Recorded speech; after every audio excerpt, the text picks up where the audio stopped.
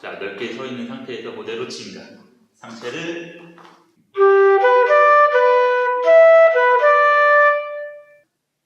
안녕하세요. 아바다 카포에이라 코칭센터의 멜란시아입니다.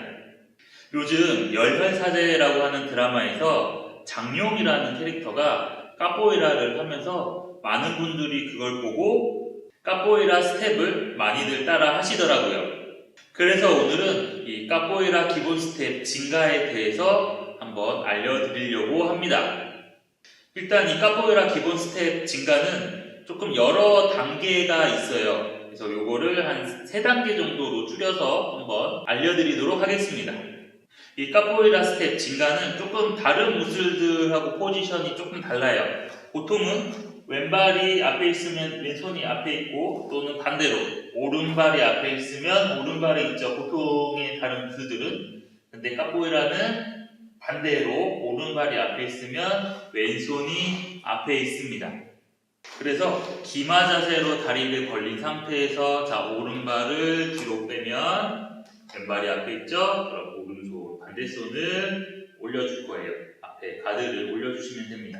자, 기본 자세는 자, 발은 어깨 넓이로 해서 그대로 뒤로 빼주시면 됩니다. 발이 일자로 되면 중심 잡기가 힘들기 때문에 자, 발은 최대한 어깨 넓이로 만들어 주시면 돼요. 그리고 손은 앞에 얼굴을 가려주시면 돼요. 원래는 본인 입이 안 보이게 막아주셔야 되지만 처음에는 그냥 가볍게 앞에 올려만 주시면 돼요. 이 손은 옆에 대기. 자, 이게 기본 포지션입니다. 옆으로 봤을 때는 자, 뒤꿈치를 세워주시고, 그 다음에 양쪽 무릎을 굽혀주시고, 가슴은 펴주시고, 자, 이 자세를 만들어주시면 돼요. 자, 등이 이렇게 굽으면 안 됩니다. 또는 뒤꿈치를 바닥에 붙이셔도 안 돼요. 자, 다시 기마 자세에서 발을 뒤로 빼면서 진가 포지션. 자, 그대로 다시 가운데로 와서 반대쪽 힘 바꿔주고 계속 이런 형태로 양쪽 왔다 갔다 스텝을 밟아주시면 되겠습니다. 자, 카포에이라를 처음 배우게 되면 방금 했던 것처럼 가볍게 좌우로 움직이는 스텝을 하게 됩니다. 자, 그 다음 단계는 방금 했던 거에서 하체를 더 낮게, 더 넓게 만들어주는 거예요. 자, 옆으로 봤을 때 우리 스쿼트 자세로 좀 내려갈 거예요. 자, 완전 풀 스쿼트는 아니고 적당히 내려간 상태에서 한 발을 뒤로 그대로 보내주시고, 그 다음에 자세를 잡아줄 겁니다. 자, 앞으로 봤을 때도 스쿼트 자세처럼 낮고, 그리고 보폭은 넓게 해서 반대쪽 발 빼면서 낮게 해서 하체를 낮은 상태를 유지해주면서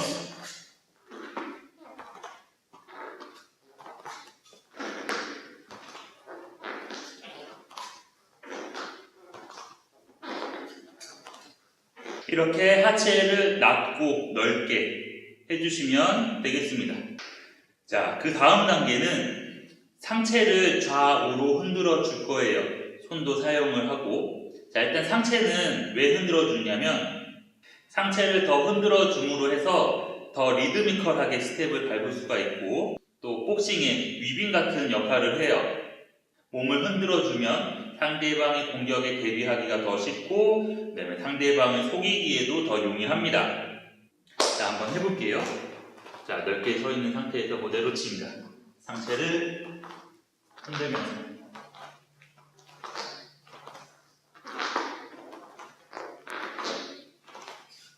자, 이렇게 상체를 흔드는 거 플러스 손까지 사용을 할 거예요. 자, 저번 영상에 보시면 카포에이라 손기술에 대한 영상이 있습니다. 거기에 보면 잽에 해당이 되는 에스칼라라고 하는 기술이 있어요. 자, 에스칼라. 이 잽은 여러 가지 활용을 하죠. 실제로 타격을 할 때도 사용을 하지만 견제, 방어, 또는 거리를 진다거나 하는 다양한 용도로 사용을 합니다.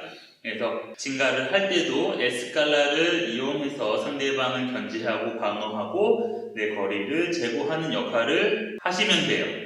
가볍게 응용을 해보겠습니다. 자, 진가를 하다가 손을 앞으로 뻗어주면서 견제.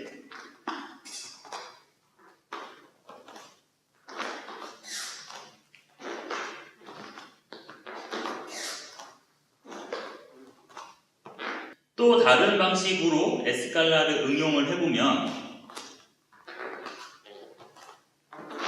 몸을 옆으로 틀면서 에스칼라, 다시 오면서 에스칼라.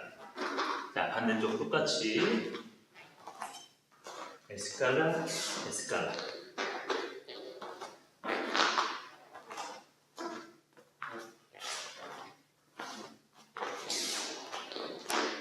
자, 이렇게 에스칼라를 사용을 해서 증가의 움직임을 응용할 수도 있고요. 에스칼라뿐만 아니라 다양한 손기술을 이용해서 증가를 할 수가 있습니다.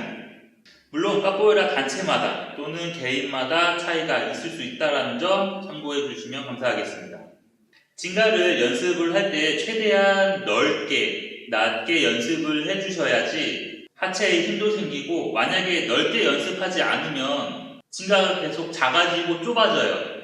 예를 들면 이 정도 보폭으로 연습을 하시면 실제로 우리가 카포에이라를 할 때는 보폭이 이 정도로 줄어들어요. 당연히 상체도 하체도 올라오겠죠. 그런데 만약에 평소에 증가를 연습을 하실 때 이 정도 보폭으로 하셨다, 그럼 실제로 할 때는 이 정도 보폭만 나옵니다. 이런 경우 굉장히 많이 봤어요. 증가를 그냥 이 정도밖에 못하는. 그래서 평소에 연습을 하실 때는 낮고 넓게 연습을 해주셔야 돼요. 자, 일단 이렇게 가볍게 카포에이라 기본 스텝 증가를 어떻게 하는 건지 한번 알아봤는데요. 이 카포에이라 기본 스텝 증가하면 많은 분들이 궁금해하시고 또는 오해하고 있는 부분이 몇 가지 있는데요. 그중 크게 첫 번째가 저렇게 스텝을 밟으면 체력이 빨리 소모가 돼서 전혀 실용적이지 못하다라는 말이 있습니다. 자, 이거에 대해서 저는 어떻게 생각을 하냐면, 체력은 일단 어떤 장르의 문제가 아니라 본인의 문제라고 생각을 해요. 예를 들면 이제 MMA 경기만 보더라도 5라운드 풀로 뛰어도 체력이 괜찮은 사람이 있는가 반면에 1라운드 만에 체력이 방전이 돼서 굉장히 힘들어하는 선수도 있어요. 기본적으로 체력은 본인의 몫이고, 실제로 경기를 대련을 했을 때 체력 안배를 하는 것도 본인의 실력의 일부분이라고 저는 생각을 합니다. 그리고 카포에이라는 태생적으로 다른 무술하고는 조금 달라요. 애초에 춤으로 위장된 무술이기 때문에 단순히 무술적인 관점으로만 이 카포에이라를 보기는 힘들어요.